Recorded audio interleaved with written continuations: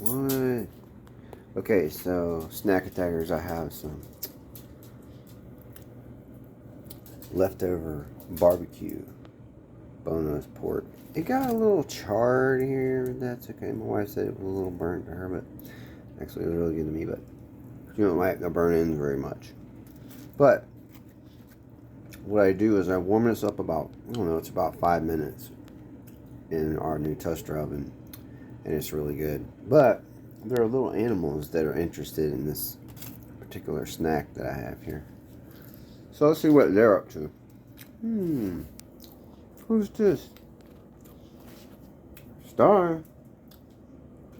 Come here with your dad. Come here. Come here, Star. What you got here? What you got here? Some pork? What? Yum? Yum? Yum? You want some pork? Okay. Some pork? Need some pork?